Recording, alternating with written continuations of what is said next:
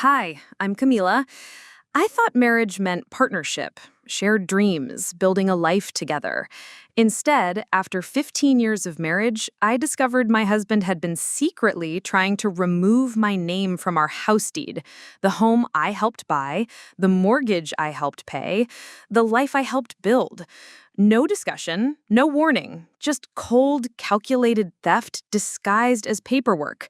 Before we dive back in, let us know in the comments where you're watching from.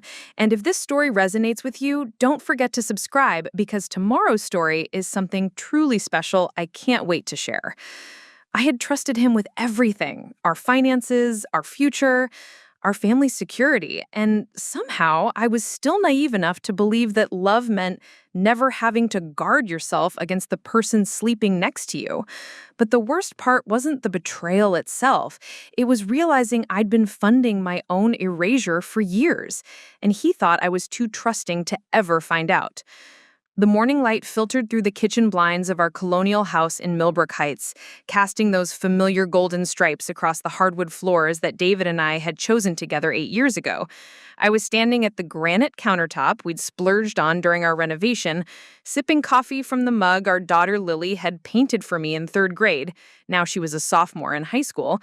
The routine was so normal, so predictable, that I actually felt grateful for the quiet moment before the day's chaos began. Outside, the October air carried the scent of burning leaves and the distant hum of lawnmowers making their final autumn passes. Our neighborhood was one of those places where people waved from their driveways and borrowed cups of sugar, where kids still rode bikes until streetlights came on. It felt safe, permanent, like the kind of place you raise a family and grow old together. I reached for my phone to check my work calendar when I noticed an email notification that made my stomach do a small flip. The sender was Patterson and Associates law firm, and the subject line read Property Transfer Documentation, Action Required. My first thought was spam. We hadn't contacted any lawyers about property transfers. We weren't selling, weren't refinancing, weren't doing anything that would require legal documentation about our house. But something about the formal tone made me tap it open anyway. Dear Mrs. Camila Rodriguez, we are writing to inform you that documentation has been submitted requesting the removal of your name from the property deed for 847 Maple Grove Drive, Millbrook Heights. As you are listed as a co-owner on the current deed, state law requires your written consent before any changes can be processed. The words blurred together for a moment. I read them again, slower this time, my heart starting to hammer against my ribs. Remove my name from the deed. Our house, the house we bought together when Lily was 7, the house where we'd hosted birthday parties and holiday dinners, the house where David had carried me over the threshold after we'd finally saved enough for the down payment. If you did not authorize this request, the email continued, please contact our office immediately at the number below. The request was submitted by David Michael Rodriguez with documentation claiming sole ownership rights. My coffee mug slipped from my fingers, shattering against the granite with a sharp crack that echoed through the quiet kitchen. Dark liquid spread across the counter, dripping steadily onto the floor, but I couldn't move to clean it up. I just stood there, staring at the phone screen, reading those words over and over. David had tried to remove my name from our house deed without telling me, without my knowledge, without my consent. The sound of his shower running upstairs suddenly seemed ominous instead of routine. He was up there, probably humming the way he did every morning, getting ready for another day at the accounting firm where he'd worked for 12 years, acting like everything was normal while he'd been quietly trying to steal half of everything we'd built together. I heard Lily's alarm go off in her room, followed by her usual groan of protest at having to wake up for school. Normal teenage sounds from a normal Tuesday morning in a normal house that apparently wasn't as secure as I had believed. How long had David been planning this? How many other things had he been doing behind my back? My hands were shaking as I screenshotted the email and forwarded it to my personal account, some instinct telling me I needed to preserve evidence. Then I called the law firm's number, my pulse pounding so loudly I could barely hear the receptionist greeting. Patterson and Associates, this is Jennifer. How may I help you? Hi, I'm Camila Rodriguez. I received an email about property documentation, and I think there's been some kind of mistake or...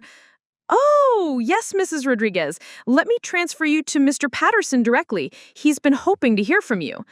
The hold music felt surreal, some jazzy elevator tune playing while my entire world tilted sideways. Through the kitchen window, I could see our neighbor Mrs. Chen walking her golden retriever, the same route she took every morning at 7:15. Everything looked exactly the same as it had 10 minutes ago, but nothing would ever feel the same again. Mrs. Rodriguez? A deep male voice came on the line. This is Jonathan Patterson. Thank you for calling so quickly. I have to say, your husband's request raised some red flags for us, which is why we sent that email. Red flags? My voice sounded strange, hollow.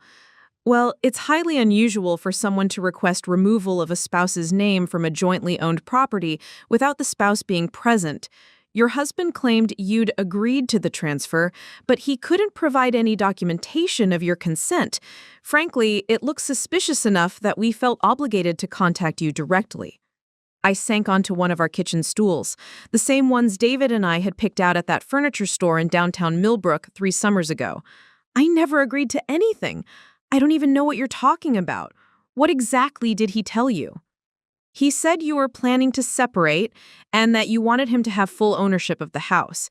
He brought what appeared to be a power of attorney document, but when we examined it more closely, the signature didn't look right.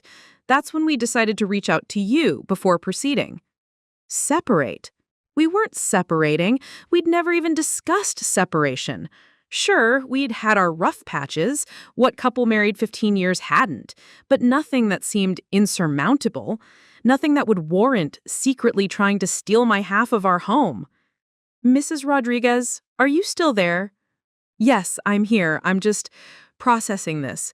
You said the signature didn't look right? That's correct. It appeared to be forged. Mrs. Rodriguez, I have to ask directly, are you and your husband having marital difficulties? Because what he's attempting to do is not legal without your explicit consent, and the forged documentation could constitute fraud. The shower had stopped running upstairs. In a few minutes, David would come down for breakfast, kiss me on the cheek like he had every morning for 15 years, grab his coffee and his briefcase, and head off to work. He'd ask about my day, remind me about Lily's soccer practice, maybe mention dinner plans. He'd act like the loving husband and father he'd always been, while knowing he'd been secretly trying to rob me of my own home. Mrs. Rodriguez, I need to tell you something else, Mr. Patterson continued. This isn't the first time we've been contacted about this property. Your husband has made 3 separate attempts over the past 2 months to have your name removed. Each time, we've asked for proper documentation of your consent, and each time, he's been unable to provide it. 3 attempts, 2 months. While I'd been planning our anniversary dinner, helping Lily with college applications, and looking forward to the weekend getaway David had suggested for next month, he'd been methodically working to erase me from our shared life. I heard footsteps on the stairs, David's familiar morning rhythm. In 30 seconds, he'd walk into this kitchen, see the broken mug and spilled coffee, and ask me if I was okay.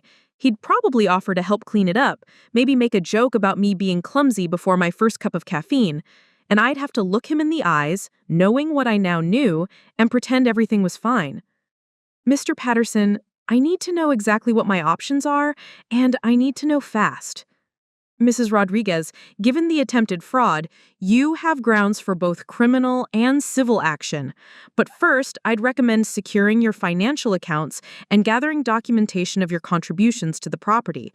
Do you have somewhere safe to store important documents? David's footsteps were getting closer. I could hear him humming that tune he always hummed, some old song from college that I used to find endearing. Yes, I whispered. And, Mr. Patterson, don't process any requests regarding this property without speaking to me first, no matter what my husband says, no matter what documentation he provides. Understood completely, Mrs. Rodriguez. And, Mrs. Rodriguez, you might want to consider consulting with a divorce attorney. What your husband is attempting suggests this situation may be more serious than a simple misunderstanding. I hung up just as David walked into the kitchen, his hair still damp from the shower, wearing the blue button-down I'd bought him for his birthday last month. He looked exactly like the man I'd fallen in love with in college, the man I'd married in the little church downtown, the father of my child, the partner I'd trusted with everything. "Morning, beautiful," he said, just like always. Then he noticed the broken mug and the coffee spreading across the counter. "Whoa, what happened here? You okay?" I looked at him, really looked at him, searching his face for any sign of guilt or deception. But David had always been good at controlling his expressions. It's what made him such a successful accountant, he used to joke. Never let the client see you sweat. "Just clumsy this morning," I said, forcing a smile. "I'll clean it up." He grabbed a dish towel and started sopping up the coffee, playing the helpful husband perfectly. "You seem a little off. Everything all right?" For 15 years, I would have told him everything. I would have shown him the email, asked for an explanation, trusted that there was some reasonable misunderstanding we could work through together. But as I watched him carefully cleaning up my mess, I realized something that made my chest feel hollow. Sometimes the person you trust most is the one planning to leave you with nothing. And sometimes when they finally make their move, you discover you're not as helpless as they thought you were. It took a lot of care and time to prepare and narrate this for you. So if you're enjoying it, a quick subscribe really helps and means the world to us. All right, let's get back to it. The rest of that morning passed like a fever dream. I went through all the motions, making Lily's lunch, reminding her about soccer practice, kissing David goodbye at the door like I had thousands of times before. But underneath my skin, everything felt electric and wrong, like I was wearing a costume of my own life. David left for work at exactly 8:15, same as always. His navy Honda Civic pulled out of our driveway with the same soft rumble it had made for the past 4 years. He even waved at Mr. Thompson next door, who was retrieving his morning paper in his bathrobe, their usual neighborly exchange that had become as predictable as sunrise. I stood at our front window watching his taillights disappear around the corner of Maple Grove Drive and felt something I'd never experienced in our 15 years together. Relief that he was gone. The house settled into its familiar daytime quiet, our golden retriever Bailey curled up in his favorite patch of sunlight by the sliding glass door that led to our backyard. The dishwasher hummed through its cycle, the same cycle I'd started every morning for 8 years in this house. The grandfather clock in our living room, David's grandmother's antique, ticked steadily, marking time in the home where I apparently no longer had a legal right to exist. I walked through each room slowly, seeing everything with new eyes. The living room where we'd hosted book club meetings and birthday parties, the dining room where we'd argued over Lily's curfew and celebrated her honor roll certificates, the master bedroom where we'd made love and made plans and made promises about growing old together. Had David been planning this while we painted the guest bathroom last spring, while we debated whether to replace the kitchen cabinets or save for Lily's college fund, while we'd laid in bed making plans for our trip to Italy next summer, the trip we'd been saving for since our 10th anniversary? I found myself in David's home office, a converted bedroom where he kept his desk, filing cabinets, and the computer he used for side consulting work. The room smelled like his cologne and old coffee cups. His diplomas hung on the wall, his accounting degree from State University, his CPA certification, a commendation from his firm for 15 years of service. The filing cabinet caught my attention. David had always been meticulous about organization. It's what made him such a successful accountant, he always said. Everything had its place, every document properly labeled and filed. I'd teased him about being obsessive, but secretly I'd been grateful. When tax season came around or we needed insurance paperwork, David always knew exactly where to find everything. Now I wondered what else he'd been filing away. The cabinet was locked, which struck me as odd. In all our years of marriage, David had never locked his filing cabinet. We'd always had an open-door policy about finances.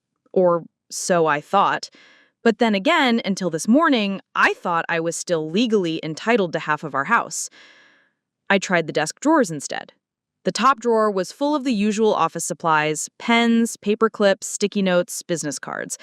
But tucked behind a stack of notepads, I found something that made my stomach lurch.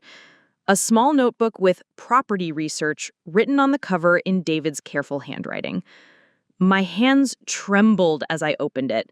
The first page was dated 3 months ago, right around the time David had suggested we should simplify our finances and consolidate some of our accounts. Page after page contained notes about property law, marital assets, deed transfers. There were phone numbers for law firms, not just Patterson and Associates, but several others. David had been shopping around, looking for someone who would help him steal my house without asking too many questions. One page made my blood run cold. At the top, he'd written Cam's schedule and listed my work hours, my gym classes, my standing appointments. He'd been tracking my routine, figuring out when he could meet with lawyers without me knowing.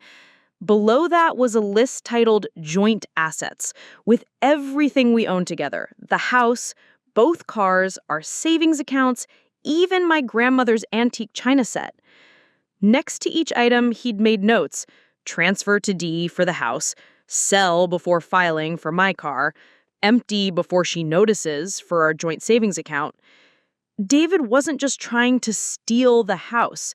He was systematically planning to take everything. At the bottom of the page, in David's precise handwriting, were the words that would haunt me for weeks. C won't fight back. Too trusting, too conflict-averse. She'll accept whatever story I tell her. I sank into his desk chair, the notebook heavy in my hands. This wasn't a sudden decision or a moment of weakness. David had been studying me like a mark, analyzing my personality to figure out how to rob me most efficiently. He'd identified my trust as a weakness to exploit, my desire to avoid conflict as a vulnerability to manipulate. How long had he seen me this way? How many times had I interpreted his thoughtfulness as love when it was actually reconnaissance? All those times he'd encouraged me to not worry about the finances and let him handle the boring stuff. Had he been isolating me from our joint assets? All those times he'd praised me for being so easygoing and never causing drama. Had he been grooming me to be the perfect victim? I heard Bailey's collar jingling as he wandered into the office, probably looking for company. He rested his golden head on my knee, sensing my distress the way dogs do. I scratched behind his ears absently, wondering if David had made plans for Bailey too, or if our dog was just another casualty he hadn't bothered to consider. The house phone rang, startling me out of my spiral. The caller ID showed a number I didn't recognize, but something made me answer. Hello? Mrs. Rodriguez? This is Jennifer from Patterson and Associates. Mr. Patterson asked me to call and see if you'd had a chance to think about his recommendations from this morning. I glanced at the clock. It was only 10:30 a.m., but it felt like a lifetime had passed since I'd spoken to the lawyer. Actually, yes, I think I need to come in as soon as possible. I've found some things that Mr. Patterson should see. I can get you in at 2 p.m. today if that works. Mr. Patterson had a feeling you might want to meet sooner rather than later. After I hung up, I sat in David's chair for a long time, surrounded by the evidence of his methodical betrayal. Our house felt different now, not like a home, but like a crime scene.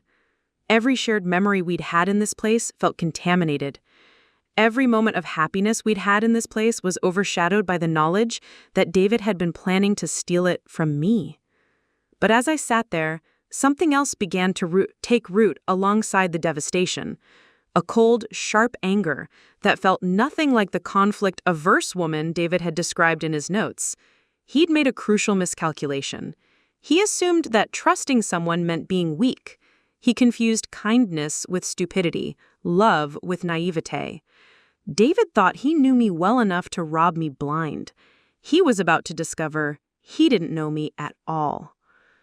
I carefully photographed every page of David's notebook with my phone, then put it back exactly where I'd found it. Let him think his secret planning was still secret. Let him continue believing I was too trusting and conflict-averse to fight back.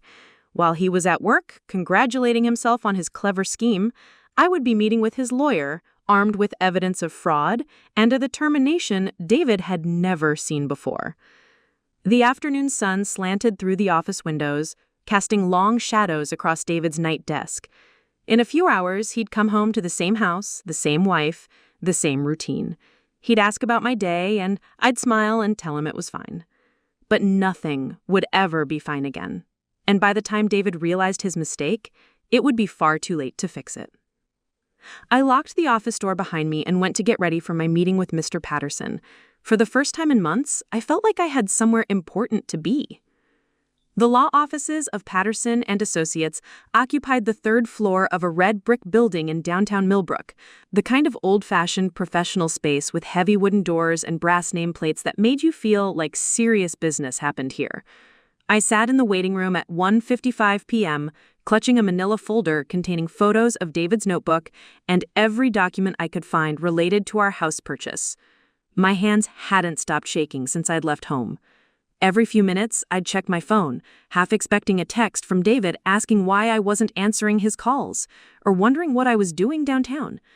But his Tuesday schedule was predictable: client meetings until 4 p.m., then the drive home through rush hour traffic. I had time. Mrs. Rodriguez? This is Jonathan Patterson. Thank you for coming in so quickly. His office was exactly what you'd expect from an established attorney. Law books lining the walls, diplomas and certificates arranged with precision, a massive wooden desk that probably cost more than my car. But there was something reassuring about the formality of it all. Like, I was finally in a place where rules mattered and people couldn't just lie their way out of consequences. I have to be honest with you, Mrs. Rodriguez, Mr. Patterson said as we settled into chairs across from his desk. Your husband's behavior has been unusual. I opened my folder and slid the photos across his desk. It's about to get more unusual. Mr. Patterson put on reading glasses and studied the images of David's notebook, his expression growing darker with each page. When he reached the page with my schedule and the list of our joint assets, he let out a low whistle. Mrs. Rodriguez, this changes everything. This isn't just attempted fraud. This is evidence of a systematic plan to commit financial abuse. The fact that he's been tracking your movements and explicitly planning to deceive you, he trailed off, shaking his head. How long have you been married? 15 years next month. We were supposed to go to Italy to celebrate. The words came out bitter. He suggested the trip himself. I guess he figured he'd have stolen everything by then, so why not spend my money on a nice farewell vacation? Mr. Patterson leaned back in his chair, studying me carefully. Mrs. Rodriguez, I need to ask you some difficult questions. Has your husband ever been controlling about money before? Has he isolated you from financial decisions or made you feel like you couldn't understand complicated matters? I started to say no automatically, then stopped.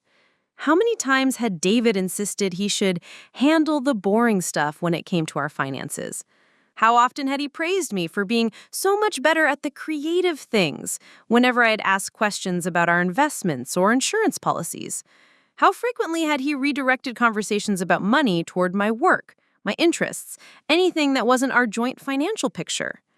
I thought he was being considerate, I said slowly. He always said he enjoyed managing our money, that it was his way of taking care of the family. I trusted him. That trust wasn't misplaced, Mrs. Rodriguez. In a healthy marriage, you should be able to rely on your partner. What your husband has done is abuse that trust in the most calculated way possible. Mr. Patterson tapped the photos with his pen. These notes suggest he's been planning this for months, possibly longer. The level of detail here, the way he's analyzed your personality traits as vulnerabilities to exploit, this isn't impulse or desperation. This is predatory behavior. The word hit me like a physical blow. Predatory. David, the man who remembered my coffee order, who never missed one of Lily's soccer games, who still held my hand during movies, was a predator, and I was his prey. What I don't understand, I said, my voice barely above a whisper, is why now? Why after 15 years would he suddenly decide to steal everything from me? Mr. Patterson was quiet for a moment, then leaned forward. Mrs. Rodriguez, when was the last time you and your husband discussed your future plans? Retirement, Lily's college expenses, major life changes? I thought back to our recent conversations. We've been talking about Lily graduating next year, about her college applications, And David mentioned that once she's in college, we might want to think about downsizing, maybe moving somewhere warmer. The realization hit me like ice water. He's planning to leave me once Lily graduates. That would be my assessment. Your husband appears to be executing a long-term exit strategy. By the time your daughter leaves for college, he intends to have transferred all marital assets into his name alone. Then he can file for divorce claiming the assets are his separate property, leaving you with essentially nothing. I stared at the photos spread across Mr. Patterson's desk, seeing David's careful handwriting in a completely new light. This wasn't just about the house. This was about dismantling our entire life together while making sure I got none of the pieces. The good news is, Mr. Patterson continued, is that he's made several critical mistakes. First, he didn't count on us contacting you about the deed transfer. Second, he left a paper trail of his planning that could be crucial evidence in court. And third, he underestimated you. What do you mean? He wrote in his notes that you're too trusting and conflict-averse to fight back. But you're here, aren't you?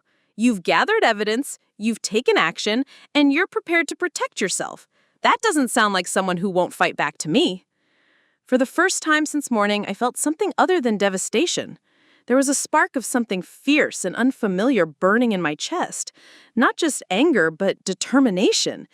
David had counted on me being passive, compliant, easy to steamroll. He had built his entire plan around the assumption that I would quietly accept whatever he chose to do to me. He was about to discover how wrong he was. Mr. Patterson, what are my options? I want to stop him, but I also want to make sure Lily's protected. She doesn't know anything about this, and I don't want her caught in the middle. We have several courses of action. First, I'm going to file an emergency motion to freeze all joint assets, including your bank accounts, investment portfolios, and any other property you own together. This will prevent your husband from transferring or liquidating anything else while we sort this out. He pulled out a yellow legal pad and started writing. Second, I'm recommending you open a personal bank account at a different bank and start redirecting your paychecks there immediately. Don't wait. Do this today if possible. Won't David notice when I don't deposit my check into our joint account? Mrs. Rodriguez, your husband has been systematically deceiving you for months. I think it's time you stopped worrying about his feelings and started protecting yourself. He certainly hasn't been worried about yours. The truth of that statement hit me hard. While I'd been concerned about being considerate, thoughtful, maintaining harmony in our marriage, David had been calculating the most efficient way to rob me blind. I'd been playing by the rules of a loving partnership while he had been playing an entirely different game. Third, Mr. Patterson continued, we need to document everything. I want you to go through your financial records, your emails, any communication you have with your husband about money or property. If he's been planning this as long as these notes suggest, there will be other evidence. And fourth, Mr. Patterson met my eyes directly. You need to decide how you want to handle this with your husband. You could confront him directly, but that risks him destroying evidence or accelerating his timeline. Or you could continue as normal while we build our case, gathering more evidence until we're ready to take action. The thought of going home and acting normal, of kissing David hello and asking about his day while knowing what he'd been planning, made my stomach turn. But the thought of him destroying evidence or finding new ways to hide assets was worse. I can act normal for a little while longer, I said, but I need to know that when we do move, we'll have enough to stop him completely. Mrs. Rodriguez, with what you've already found, we have enough for fraud charges, potential criminal charges, and certainly enough to ensure he doesn't get away with stealing your marital assets. But more evidence will only strengthen our position. As I left Mr. Patterson's office an hour later, I felt like a different person than the one who'd walked in. The woman who discovered the email this morning had been shocked, betrayed, devastated. The woman walking to her car in the late afternoon sun was something David had never seen before. Dangerous. I had 2 hours before David would be home. 2 hours to open a new bank account, secure my important documents, and prepare for the most difficult performance of my life. Tonight, I would sit across from my husband at our dinner table, listen to him ask about my day, and smile while knowing he was planning to destroy me. But David had made one crucial error in his calculations. He'd assumed that being trusted meant being weak. He'd confused love with blindness, partnership with submission. By the time I was done, he'd understand the difference. And by then, it would be far too late for him to do anything about it. The drive home from Patterson and Associates felt surreal, like I was floating above my own life watching someone else navigate the familiar streets of Millbrook Heights. I'd stopped at First National Bank, a different bank than the one David and I had used for years, and opened a personal checking account with the $500 I'd had in my wallet. It wasn't much, but it was mine alone. And that felt revolutionary. Now, sitting in my car in our driveway at 4:30 p.m., I stared at the house that might not legally be mine much longer. The autumn light painted everything golden. Our red maple tree, the front porch where David and I had shared morning coffee countless times, the bay window where we had hung Christmas lights every December for 8 years running. It looked exactly the same as it had this morning, but I felt like I was seeing it through a stranger's eyes. My phone buzzed with a text from David. "Running late, client meeting went long, start dinner without me if you want. Love you." Love you? Those two words that had anchored me for 15 years now felt like mockery. How long had David been typing "love you" while simultaneously planning to steal everything from me? How many times had he kissed me goodbye while heading off to meet with lawyers about removing my name from our life together? I forced myself to walk through the front door like a normal person coming home from a normal day. Bailey greeted me with his usual enthusiasm, tail wagging, completely unaware that his world was about to implode along with mine. I scratched his ears and wondered what would happen to him when David and I inevitably divorced. Would he become another asset for David to claim? Another loss I'd have to absorb? The house felt different now that I understood what David had been doing. I walked through each room with new awareness, cataloging what we'd bought together versus what David might try to claim as his individual property. The living room furniture, we'd picked it out together at Brandon's furniture store 3 years ago. The flat-screen TV, a Christmas gift to ourselves last year. My grandmother's china cabinet, clearly mine, but would I have to prove it in court? In the kitchen, I opened the laptop we shared for household management and began documenting everything I could remember about our major purchases. The mortgage paperwork was in David's filing cabinet, which was still locked, but I had copies of some documents in my own files. As I scrolled through our joint bank account online, patterns began emerging that I'd never noticed before. Small transfers to accounts I didn't recognize, regular withdrawals categorized as business expenses that seemed unusually high for David's consulting work. Most telling were the automated transfers that had been set up over the past 6 months, money flowing from our joint savings into an account labeled only with a series of numbers. I screenshotted everything, my hands moving with mechanical precision, while my mind reeled. How much money had David already moved? How long had I been living in a marriage where my husband was actively embezzling from our shared life? The sound of Lily's key in the front door interrupted my investigation. I quickly closed the laptop and tried to arrange my face into something that resembled normal. "Mom?" Lily's voice carried from the entryway, followed by the thud of her soccer bag hitting the floor. "I'm home." She appeared in the kitchen, still wearing her practice clothes, her dark hair pulled back in a messy ponytail, cheeks flushed from running. At 16, she looked so much like I had at her age, all energy and optimism and complete faith that the adults in her life had everything under control. "How was practice, sweetheart?" I managed, grateful that my voice sounded steadier than I felt. "Coach Martinez thinks I have a real shot at the state scholarship if I keep improving my footwork." She grabbed an apple from the bowl on the counter and took a massive bite.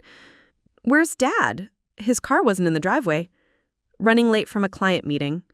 He said to start dinner without him if we wanted." Lily nodded absently, already moving toward the stairs. "I have tons of homework. Call me when dinner's ready." As her footsteps disappeared up the staircase, I was hit by a wave of protective fury so intense it made me dizzy. David's plan would destroy more than just my financial security. It would shatter Lily's sense of stability right as she was applying for colleges, planning her future, believing her parents had built something solid enough to support her dreams. The state scholarship Lily mentioned would be crucial for her college expenses. David and I had always planned to contribute what we could, but we'd never been wealthy enough to fully fund her education without help. If David succeeded in stealing our assets, Lily would lose more than her parents' marriage. She'd lose her shot at the future we'd promised her. I walked back to David's office and stared at that locked filing cabinet. Mr. Patterson had said to document everything, but how could I do that if David had locked away the most important evidence? I tried the desk drawers again, more systematically this time, looking for anything I might have missed. In the bottom drawer, wedged behind a stack of old tax returns, I found something that made my blood freeze. A manila folder labeled Divorce Strategy in David's careful handwriting. My fingers trembled as I opened it. The first document was a consultation summary from a different law firm, Morrison and Associates, dated 4 months ago. David had paid $500 for a consultation about protecting assets in anticipation of divorce proceedings. The lawyer had provided a detailed strategy for transferring joint assets into individual accounts, establishing separate residency, and minimizing alimony obligations. Behind that was a property appraisal for our house, dated just 2 weeks ago. David had hired an appraiser to determine the exact value of what he was trying to steal from me. The appraised value was $485,000, significantly more than the $320,000 we'd paid 8 years ago. David wasn't just stealing a house, he was stealing nearly $500,000. But the document that nearly broke me was at the bottom of the folder, a handwritten timeline in David's precise script. Lily graduates May 15th. File initial papers June 1st. Complete asset transfers by July 1st. Temporary living arrangements secured by August 1st. David had planned our entire family's destruction down to the calendar date. He'd calculated exactly how long he needed to steal everything while maintaining the pretense of a loving marriage. And he timed it all to happen immediately after Lily's graduation, when the disruption to her life would be minimized and his obligations as a father would be reduced. I photographed every page with shaking hands, then carefully returned everything to exactly where I found it. As I closed the drawer, I heard the rumble of David's Honda in the driveway. He was home. I had maybe 30 seconds to transform back into the unsuspecting wife he expected to find. 30 seconds to bury the rage and devastation and terror, to paste on a smile and ask about his day like nothing had changed. 30 seconds to become complicit in my own deception. But as I heard his key in the front door, something unexpected happened. The fear and desperation I'd been drowning in all day crystallized into something harder and colder. David had spent months studying me, analyzing my weaknesses, planning to exploit my trust. Now it was my turn to study him. "Honey, I'm home." David's voice carried the same cheerful tone it had for 15 years. "Sorry I'm so late. The Henderson account is being a real pain." I walked to the entryway, my smile feeling like a mask made of glass. "No problem. Lily's upstairs with homework. I was just thinking about what to make for dinner." David kissed my cheek, the same casual affection that had always felt natural and now felt like betrayal made physical. But instead of pulling away, I leaned into it, studying his face for any sign of guilt or deception. There was nothing. He was exactly the same loving husband he had always appeared to be. "You seem a little tired. Everything okay?" This was my moment. I could tell him about the email from the lawyer, show him the evidence I found, demand an explanation. Part of me desperately wanted to end this horrible charade and force the truth into the open. Instead, I smiled wider. "Just a long day at work. Nothing a glass of wine with dinner won't cure." "Sounds perfect. Let me change clothes and I'll help with dinner." As David headed upstairs, I stood in our entryway, surrounded by the evidence of our life together. Family photos on the walls, Lily's soccer trophies on the hall table, the little wooden sign that read, "The Rodriguez family established 2009," that we'd bought on our honeymoon. David thought he knew me well enough to destroy me. He documented my routines, analyzed my personality, planned for every contingency except one: the possibility that the trusting, conflict-averse wife he'd married might be capable of becoming something else entirely. Tonight, I would sit across from him at our dinner table. I would listen to him talk about his day, ask about the Henderson account, maybe even laugh at his jokes. And while I did, I would be memorizing every detail, studying every expression, learning to see through 15 years of practiced deception. David had been planning this war for months while I'd been living in peacetime. But now I knew the battlefield, and I understood the stakes. He wanted to play games with our marriage, our home, our daughter's future? Fine. But he was about to discover that he'd drastically underestimated his opponent. The next morning, I woke up at 5:30 a.m., 2 hours before my usual alarm. David was still sleeping beside me, his breathing steady and peaceful, one arm draped across his pillow in the same position he'd slept in for years. Looking at him now, I felt nothing. Not love, not hate, not even anger. Just a cold, analytical detachment that would have terrified me a week ago. I slipped out of bed and padded downstairs in my robe, Bailey following, hopefully, for an early breakfast. The house was dark and quiet, filled with the familiar creaks and sighs of our 8-year-old home. I made coffee in the kitchen where just yesterday morning I'd shattered my favorite mug and my entire understanding of my marriage. While the coffee brewed, I opened my laptop and began executing the plan I'd formulated during my sleepless night. First, I logged into our joint bank account and transferred $15,000 to my new personal account, exactly half of our joint savings. It wasn't stealing. It was protecting what was rightfully mine before David could move it all to his secret accounts. Next, I forwarded my paycheck direct deposit information to my new bank. By Friday, my income would be flowing somewhere David couldn't touch it. Then, I systematically changed the passwords on all of my personal accounts, credit cards, retirement funds, even my Netflix profile. If David wanted to play games with access and control, he could start by losing access to the premium streaming package I'd been paying for. The most important task was documentation. I created a new email account that David had never seen and began forwarding copies of everything: bank statements, property documents, photos of his planning notebooks, screenshots of our financial accounts. I uploaded it all to a cloud storage service and made multiple backup copies. David might be methodical, but I could be methodical too.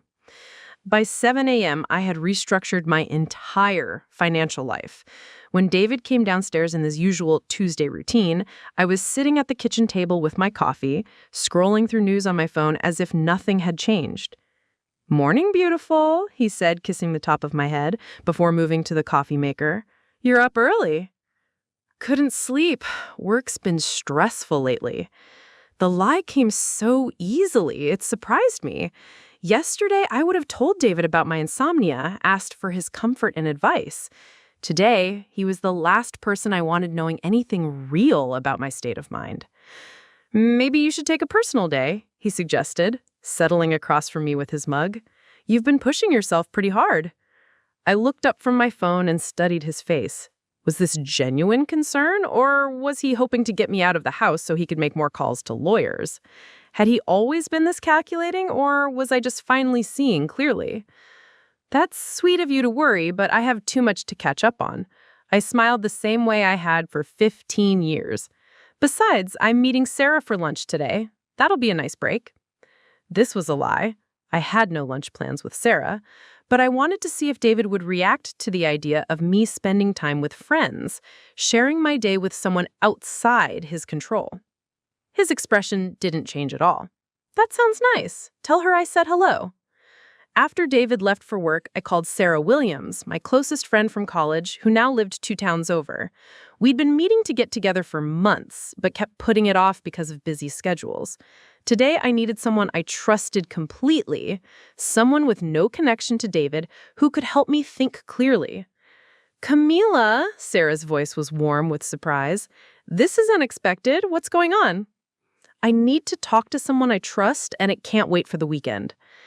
Something in my tone must have alerted her because her voice immediately shifted to concern. Of course. Is everything okay? You sound strange.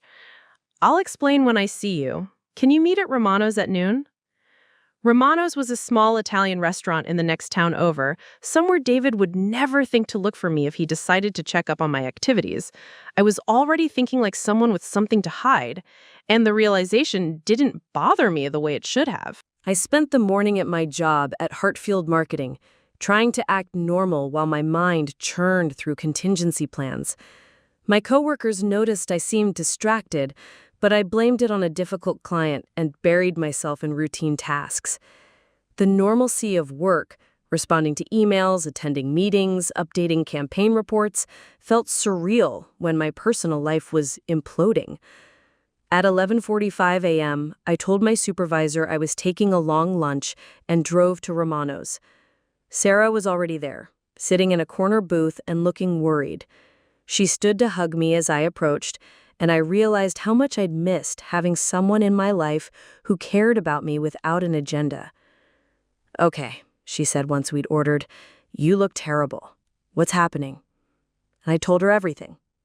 The email from the lawyer, David's planning notebook, the divorce timeline, the money transfers. Sarah listened without interrupting, her expression growing more shocked with each revelation. "Jesus, Camilla," she said when I finished. "How long do you think he's been planning this?" "At least 6 months, maybe longer.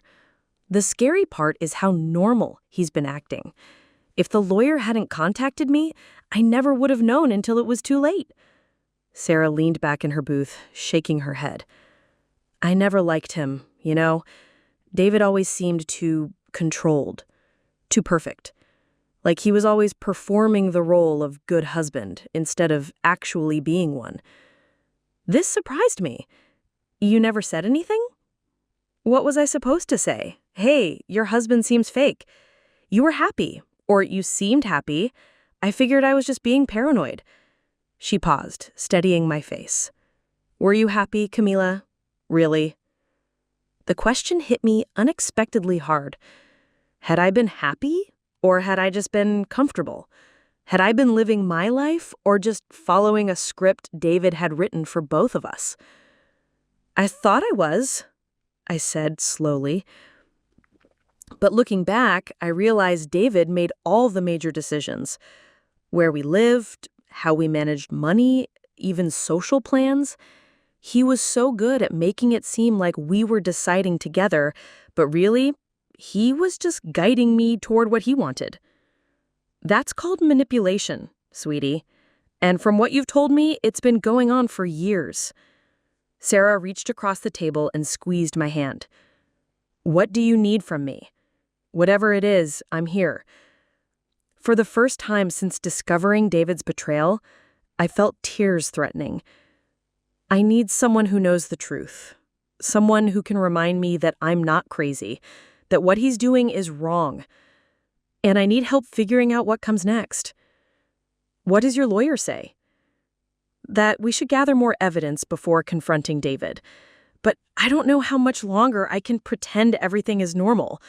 Every time he touches me, every time he says he loves me, I feel sick." Sarah was quiet for a moment, then leaned forward. "Camila, you know you can't stay married to him after this, right? Even if you stop him from stealing the house, even if you win in court, you can't trust him again." The finality of that statement settled over me like a weight. My marriage was over. Not just damaged or troubled, completely, irrevocably over. David had killed it with his deception, and now I was just going through the motions with a corpse. "I know," I said quietly. "I just need to make sure Lily's protected and that I don't lose everything I've worked for." "What about Lily? Does she have any idea?" "Nothing. She's focused on college applications and her soccer scholarship. I want to keep it that way until I know exactly how this is going to play out." Sarah nodded. "Smart. Kids don't need to be involved in adult warfare." She paused. But Camila, you're going to need to tell her something eventually. She's going to notice when her father moves out. The conversation continued for another hour, Sarah helping me think through practical considerations I hadn't fully processed. Where would I live if David tried to force a sale of the house? How would we handle custody arrangements? What about our joint debts and shared responsibilities? By the time I left Romano's, I had a clearer picture of the battle ahead. This wasn't just about stopping David from stealing the house. It was about completely untangling a 15-year marriage while protecting our daughter and preserving my financial security. Driving back to Millbrook Heights, I felt something I hadn't experienced in years: complete clarity about what I needed to do. David had been planning my destruction for months, carefully and methodically. Now it was time for me to plan his. That evening, as I sat at our dinner table listening to David talk about his day, I smiled and nodded at all the right moments while mentally cataloging everything he said. Was the client meeting he mentioned real, or had he been meeting with lawyers again? When he complained about traffic on Highway 9, had he really been coming from downtown or somewhere else entirely?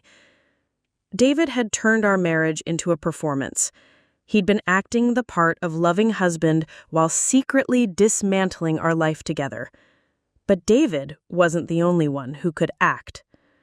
As I cleared our dinner dishes that night, I realized I was no longer the trusting, conflict-averse woman he'd married. I was someone new, someone harder, smarter, and infinitely more dangerous than he had calculated for. David thought he knew me well enough to destroy me. Tomorrow, I would begin showing him exactly how wrong he was. 2 weeks later, I had built a fortress of evidence around David's deception. Every phone call, every late evening at the office, every weekend errand that took longer than it should have, I'd documented everything with the precision of a forensic accountant. What I discovered painted a picture of betrayal so systematic, it took my breath away. David hadn't just been planning to steal the house. He'd been liquidating our life together piece by piece. The classic car he'd inherited from his father sold 3 months ago with the proceeds moved to his private account. My grandmother's antique jewelry that we'd kept in our safety deposit box, appraised and quietly removed. Even the bonds we'd bought for Lily's college fund had been cashed out, though David had somehow managed to forge my signature on the paperwork. The morning I decided to act, I felt unnaturally calm. It was a Thursday, and David had mentioned he'd be working late again, another client emergency that I now knew was probably a meeting with Morrison and Associates to finalize his exit strategy. Perfect. That would give me time to set everything in motion. I called Mr. Patterson first. "I'm ready to file the injunction," I told him, "and I have enough evidence to bury him." "Are you certain, Mrs. Rodriguez? Once we file, there's no going back to the way things were." There was no going back the moment he tried to steal my house. File everything. The asset freeze, the fraud complaint, all of it. I'll have the papers ready by this afternoon. The sheriff will serve him at his office tomorrow morning. Next, I called Sarah. "Can you pick up Lily from school today and keep her overnight? Tell her it's a spontaneous girls' night. I'll explain everything to her tomorrow, but I need her away from the house when David comes home." "Is it happening? Are you finally confronting him?" "Not exactly. I'm letting the legal system confront him for me. By the time David gets home tonight, his accounts will be frozen and he'll have official notification that I know everything." The afternoon crawled by with excruciating slowness. I kept checking my phone, waiting for the call from Mr. Patterson confirming that the injunction had been filed. At 3:47 p.m., it finally came. "It's done, Mrs. Rodriguez. The asset freeze is in effect immediately, and the fraud complaint has been filed with the district attorney's office. Your husband should receive service of process first thing tomorrow morning." I hung up and walked through our house one more time, seeing it with fresh eyes. In a few hours, David would come home expecting to find his compliant wife making dinner and asking about his day. Instead, he'd find someone who had spent 2 weeks systematically dismantling his carefully laid plans. At 6:30 p.m., I heard his Honda in the driveway. I was sitting at our kitchen table with a glass of wine, my laptop open in front of me, looking as casual as I could manage while my heart hammered against my ribs. "Hey there," David called as he walked through the front door. "Where's Lily? The house is too quiet." "Sleeping over at Sarah's. Spontaneous girls' night. I'll explain everything to her tomorrow, but I need her away from the house when David comes home. Is it happening? Are you finally confronting him? Not exactly. I'm letting the legal system confront him for me. By the time David gets home tonight, his accounts will be frozen and he'll have official notification that I know everything. David sat down heavily in the chair across from me, running his hands through his hair. For several minutes, neither of us spoke. I could practically see his mind working, trying to figure out how much I knew and how he could manage the situation. "How long did you know?" he asked finally. 2 weeks. Since Mr. Patterson and Associates called to ask why you were trying to remove my name from our house deed without my consent. David's shoulders sagged. "Camila, you don't understand. This isn't what it looks like." "Really? Then explain to me what it looks like when your husband spends months documenting your schedule, analyzing your personality as if you're a mark in a con game, and systematically transferring marital assets into accounts you can't access." His head snapped up. "You found my notes?" "I found everything, David. The divorce consultation with Morrison and Associates, the timeline showing you plan to file for divorce the day after Lily graduates, the property appraisal you commissioned, even the forged signatures on Lily's college bonds." I leaned forward. "What I want to know is why. After 15 years, why did you decide I was disposable?" David was quiet for so long I wondered if he was going to answer at all. When he finally spoke, his voice was flat, emotionless. "Because I realized I could do better." The simple cruelty of that statement hit me like a physical blow, not because our marriage had problems he wanted to fix, not because we'd grown apart or wanted different things, because he'd decided he could do better than me. Better how? Younger, more successful, someone who wouldn't drag me down or hold me back. He looked directly at me for the first time since sitting down. "I've been carrying this family financially for years, Camila. You work part-time at a marketing company, making barely enough to cover your own expenses. Lily's going to need college money, and after that, there'll be weddings and grandchildren and retirement to think about. I realized I could have a different life if I wasn't supporting a wife who never really contributed much." Each word was designed to wound, to make me feel small and worthless and grateful he'd tolerated me as long as he had. A month ago, it might have worked, but the woman sitting at this table wasn't the same person who'd trusted him with everything. "Interesting theory," I said calmly, "except that I've been paying half our mortgage for 8 years. I paid for Lily's braces, your car repairs, and that vacation to Mexico last summer. I've contributed $347,000 to our joint accounts over the past decade, not counting the $50,000 down payment on this house that came from my inheritance." David's confident expression faltered. He hadn't expected me to have specific numbers. "I also paid for your business certification classes, the computer equipment for your home office, and the professional wardrobe you wear to impress those clients you claim are so demanding." I stood up, walking to the kitchen counter where I'd placed a manila folder. But here's my favorite discovery. I opened the folder and pulled out a printout of David's credit report, which I'd obtained legally as his spouse. "The Henderson account that's been keeping you so busy, it doesn't exist. Neither does Brennan Manufacturing or Stevens and Associates. You've been lying about client meetings for months while you met with lawyers and real estate agents and whoever else was helping you steal my life." David stared at the credit report, his face cycling through emotions I couldn't quite read. When he looked back at me, there was something different in his expression, a kind of grudging respect mixed with anger. "You've been busy." "I learned from the best. You taught me that someone you trust completely is the easiest person to deceive." I sat back down across from him. "The difference is I used my research to protect myself. You used yours to commit fraud." "Camila, we can work this out. We don't need lawyers and court orders. We can handle this like adults." "We could have handled it like adults if you'd talked to me about wanting a divorce instead of trying to steal everything I own." But you made your choice when you decided I was too trusting and conflict-averse to fight back." David leaned forward, and for a moment, his voice took on the persuasive tone I'd heard him use with difficult clients. "Think about Lily. Do you really want to put her through a messy court battle? Wouldn't it be better for everyone if we just divided things quietly and moved on? Lily will be fine. What wouldn't be fine is if her mother let her father steal her college fund and teach her that women should accept being robbed by the men they love." For the first time since he'd walked into the kitchen, David looked genuinely rattled. The calm, controlled man who'd been planning my financial destruction for months was realizing that his victim had become something he hadn't prepared for, an opponent. "What happens now?" he asked quietly. "Now you get served with papers tomorrow morning. Then you explain to a judge why you thought it was acceptable to forge my signature, liquidate our joint assets, and attempt to steal my house." I closed the laptop and stood up.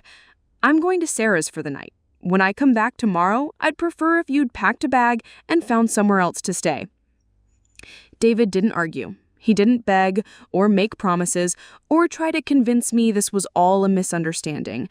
He just sat there in our kitchen, surrounded by the wreckage of the life he'd tried to steal, looking smaller and older than I'd ever seen him. As I gathered my purse and keys, David spoke one last time.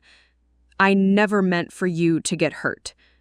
I turned back to look at him, this stranger wearing my husband's face, this man who'd shared my bed while planning my destruction. "Yes, you did. You just meant for me to never find out about it." Walking out of that house felt like stepping out of a burning building. Behind me, everything I thought I knew was turning to ash. But ahead of me, for the first time in months, was something I hadn't felt in years: possibility. The next morning, I stood in Sarah's kitchen drinking coffee and watching my phone, waiting for confirmation that David had been served. At 9:23 a.m., Mr. Patterson called with the news I'd been anticipating for weeks. "It's done. The sheriff served him at his office about 30 minutes ago. According to the deputy, your husband went completely white when he saw the paperwork. His colleagues definitely noticed." The satisfaction I felt was sharp and immediate. For months, David had been operating in the shadows, meeting with lawyers, and planning my destruction, while maintaining his reputation as a loving husband and reliable colleague. Now his coworkers knew something was seriously wrong, and David would have to explain why legal papers were being served at his workplace. "What happens next?" I asked. "He has 30 days to respond to the fraud complaint. But frankly, Mrs. Rodriguez, with the evidence you've provided, I expect his attorney will want to negotiate a settlement rather than let this go to trial. No reasonable lawyer would advise him to fight these charges in open court." I spent the rest of the morning explaining the situation to Lily, who had peppered me with questions when I picked her up from Sarah's house. I'd prepared for anger, tears, maybe even blame for destroying her stable family life. Instead, Lily surprised me with her maturity. "Mom, I'm not stupid. I've noticed Dad being weird lately. Secretive phone calls, working late all the time, getting defensive when I asked simple questions." She curled up next to me on Sarah's couch, leaning against my shoulder. "I was starting to think he was having an affair. This is almost worse, but at least it explains everything." "Are you okay? Really okay?" "I'm sad, and I'm angry at Dad." "But Mom, you didn't break up our family. He did. You just stopped him from making it worse." Lily squeezed my hand. "Besides, I'm leaving for college next year anyway. At least now I know you'll be financially secure when I'm gone."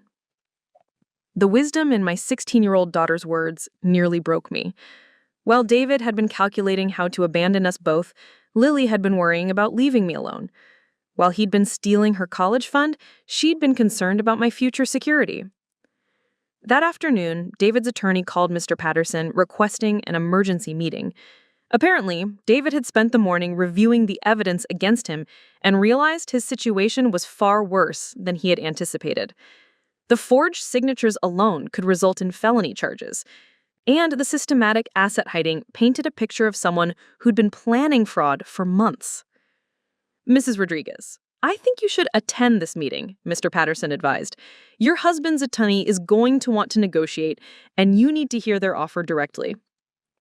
The meeting was scheduled for 4 p.m. at Patterson and Associates.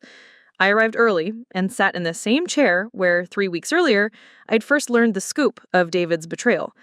Now I was here to watch him face the consequences. David walked in looking haggard, followed by an expensive attorney in a perfectly pressed suit, who introduced himself as Robert Chen from Morrison and Associates, the same firm David had consulted months earlier about his divorce strategy. The irony wasn't lost on me that David's exit strategy lawyers were now trying to minimize his criminal exposure. My client would like to resolve this matter quickly and quietly.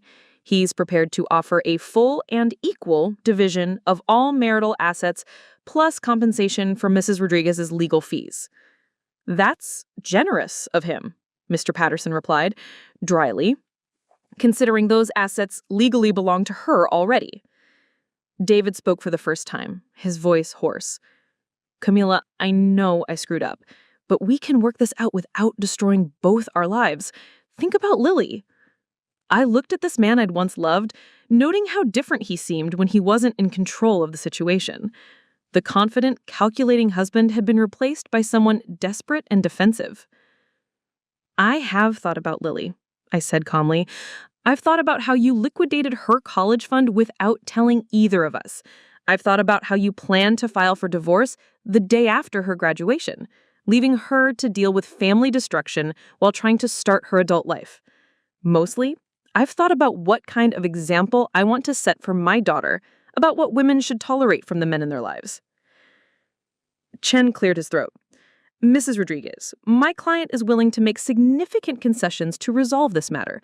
Full restoration of all transferred assets, plus an additional settlement of $100,000 for the emotional distress the situation has caused.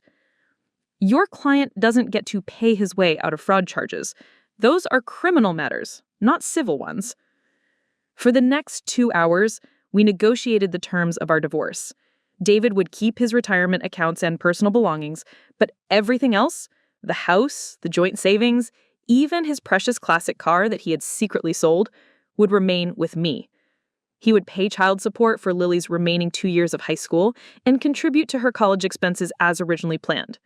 Most importantly, David would sign a detailed confession acknowledging his fraudulent actions, which would be held in escrow. If he ever tried to contest the divorce settlement or make claims about being treated unfairly, the confession would be released to the district attorney's office. My client needs time to consider this, Chen said when we reached the final terms. Your client has until tomorrow morning, Mr. Patterson replied. After that, Mrs. Rodriguez withdraws the settlement offer and we proceed with criminal charges.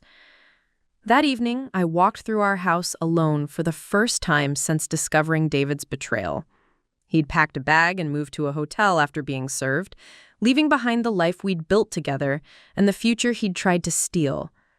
The house felt different, quieter, but not emptier.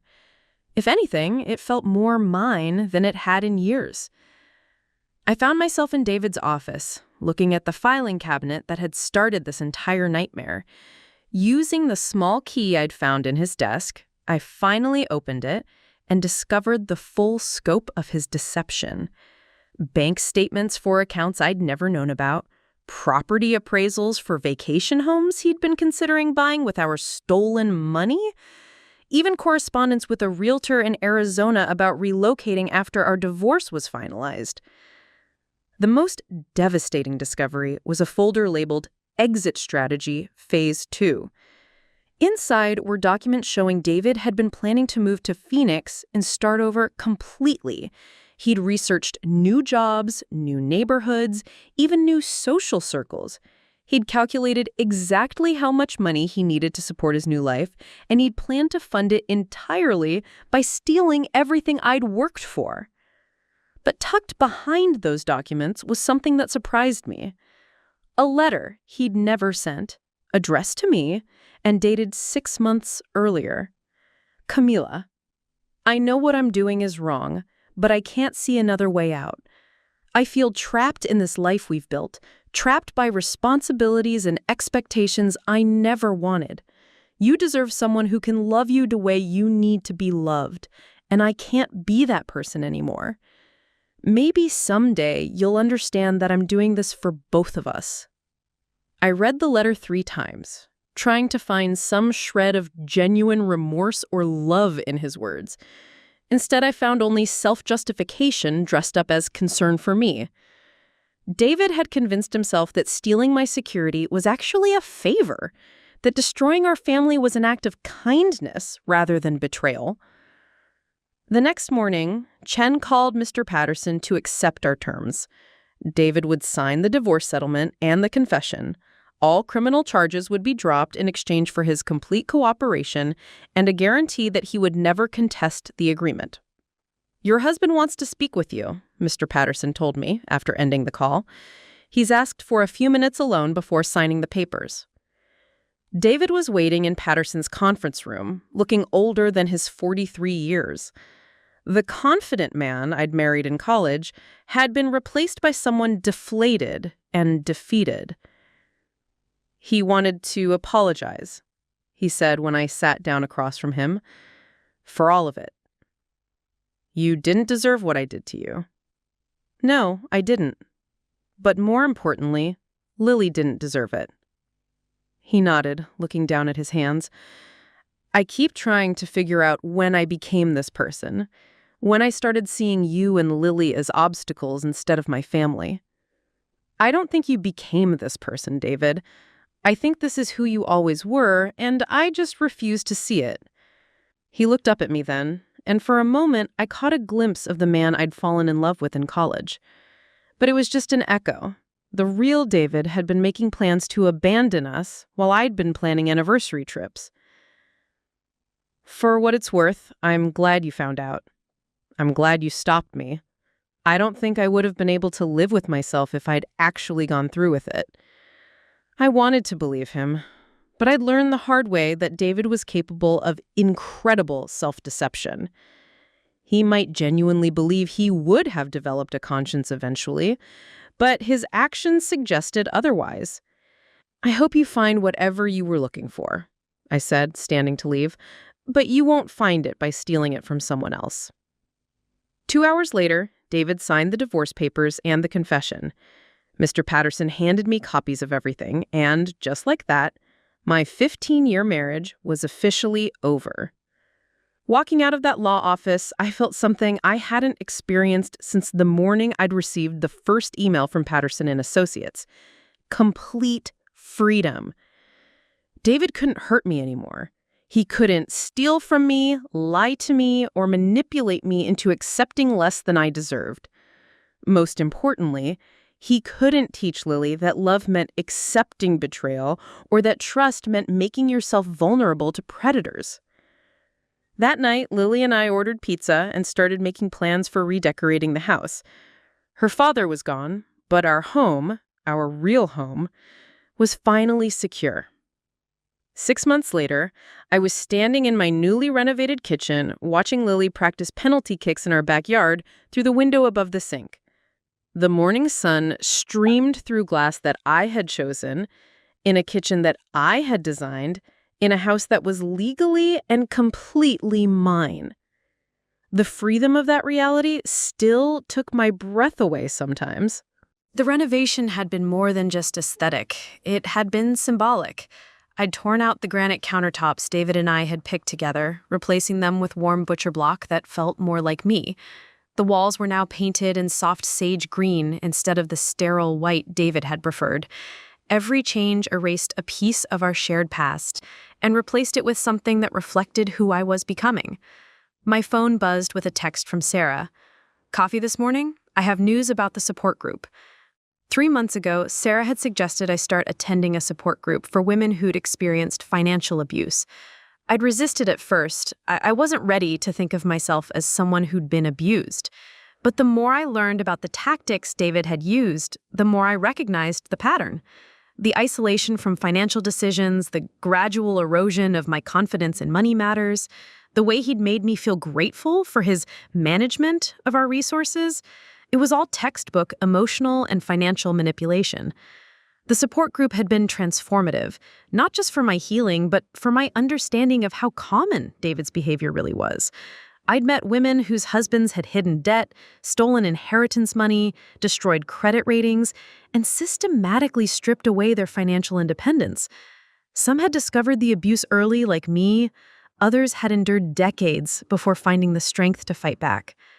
"I'll be there in 20 minutes, I texted back, then called upstairs to Lily. "I'm meeting Sarah for coffee. Want me to bring you back anything?" "Chocolate croissant," she called back. "And Mom, can we talk about the college fund situation when you get home? I want to understand the numbers before I make my final decision." This was another change in our family dynamic that filled me with pride. Lily had become actively involved in understanding our finances, asking questions about budgets and investments and long-term planning. The transparency I now maintained with our money was teaching her lessons David never would have. That financial knowledge was power, that women deserved equal access to family resources, and that trust without verification was often just naivety. At the coffee shop, Sarah was practically vibrating with excitement. "Okay, so you know how I've been talking to other women about their experiences with financial abuse? Well, I think we should start something official, a nonprofit organization focused on helping women identify and escape financial manipulation." She pulled out her tablet and showed me a rough website mock-up. "I've already talked to 3 lawyers who've offered to provide pro bono services, 2 financial advisors willing to donate consultation time, and a therapist who specializes in abuse recovery. What we need is someone with real experience, someone who's been through it and came out the other side." I stared at the screen, reading the proposed mission statement. "Empowering women to recognize, resist, and recover from financial abuse through education, legal resources, and community support." "Sarah, this is incredible, but I'm not sure I'm qualified to—" "Stop right there." She leaned forward, her expression intense. "Camila, you uncovered a sophisticated fraud scheme, documented everything with the precision of a forensic accountant, navigated the legal system successfully, and came out with your financial security intact. You didn't just survive David's betrayal, you dismantled it so completely he had no choice but to surrender. If that doesn't qualify you to help other women, I don't know what does." The idea terrified and thrilled me in equal measure. For months, I'd been focused on rebuilding my own life, but Sarah was right. I'd gained knowledge and skills that could help other women avoid my mistakes or fight back more effectively. What would my role be? Whatever you want it to be. Educational workshops about recognizing financial red flags, one-on-one mentoring for women in crisis, maybe even a podcast or blog sharing your story and the lessons you learned. Sarah paused. "The point is, you have something valuable to offer. Your experience doesn't have to just be something that happened to you. It can be something that helps prevent it from happening to others." Over the next hour, Sarah outlined her vision with the passion of someone who'd watched her best friend emerge from near financial destruction stronger than ever. By the time we parted ways, I had agreed to think seriously about joining her venture. Driving home, I reflected on how much my life had changed since that morning when I'd received the first email from Mr. Patterson. The woman who'd shattered her coffee mug in shock would barely recognize the person I'd become. I'd discovered reserves of strength and cunning I never knew I possessed. I'd learned to document everything, trust but verify, and never again mistake someone's control for their care. But perhaps most importantly, I'd learned that being too trusting wasn't actually a character flaw. It was David who was broken, not me. My capacity for trust was something to protect and value, not something to be ashamed of because someone had exploited it. That afternoon, Lily and I spread all our financial documents across the dining room table and reviewed her college options together. Thanks to the settlement with David, she had more choices than ever before. The state scholarship she'd been worried about was now just one of several possibilities, rather than a necessity. "Mom, can I ask you something?" Lily looked up from the financial aid forms she'd been studying. "Are you happy? I mean, really happy? Not just pretending to be okay for my sake?" The question caught me off guard. I considered it carefully, thinking about my renovated kitchen, my new sense of financial security, the absence of anxiety I'd carried for months without realizing it. "Yes," I said, surprised by how true it felt. "I'm actually happy. Happier than I've been in years, if I'm being honest." "Good." Because I was worried you might feel guilty about breaking up our family or sad about being alone. I'm not alone, sweetheart. I have you. I have Sarah. I have a whole community of people who actually care about me. What I don't have anymore is someone pretending to love me while planning to destroy me. I reached across the table to squeeze her hand. That's not loneliness. That's liberation. Later that evening, I sat in my home office, the room that used to be David's domain, and began writing. Sarah's idea about a blog had sparked something in me.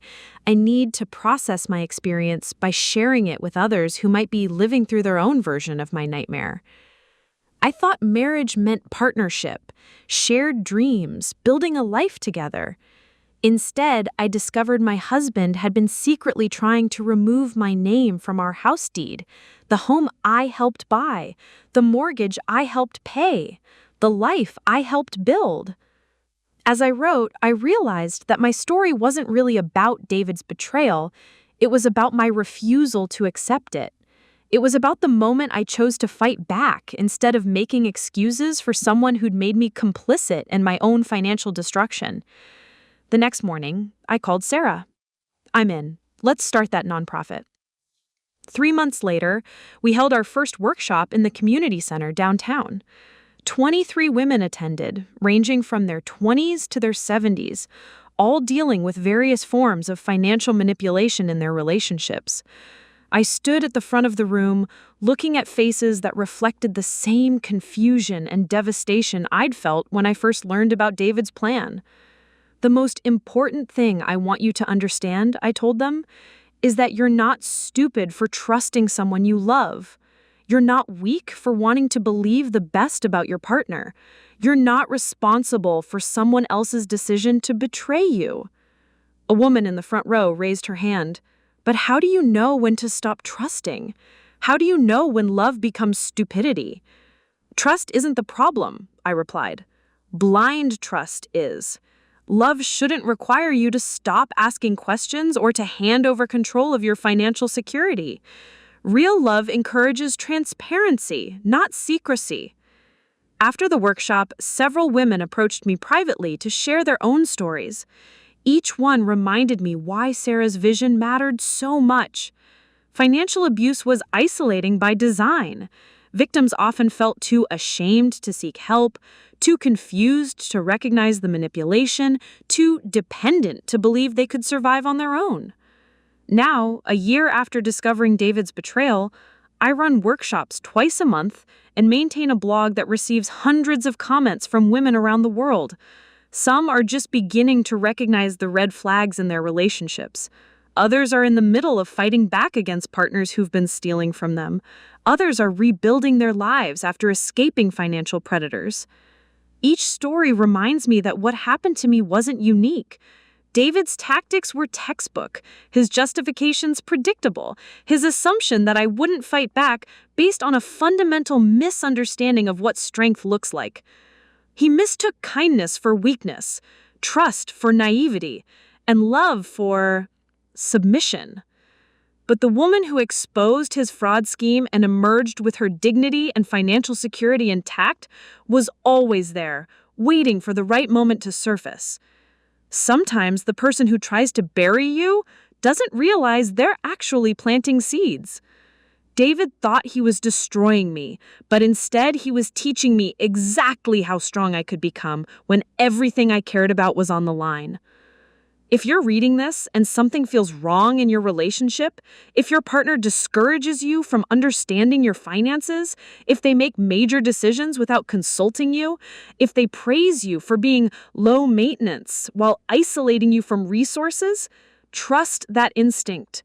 You're not paranoid, you're not ungrateful, and you're not imagining things. And if you discover that someone you love has been planning to betray you, remember this. Their actions don't define your worth, but your response will define your future. You have more strength than they're counting on, more options than they want you to know about, and more value than they could ever steal from you. Sometimes the best revenge isn't revenge at all. It's simply refusing to let someone else write the ending to your story.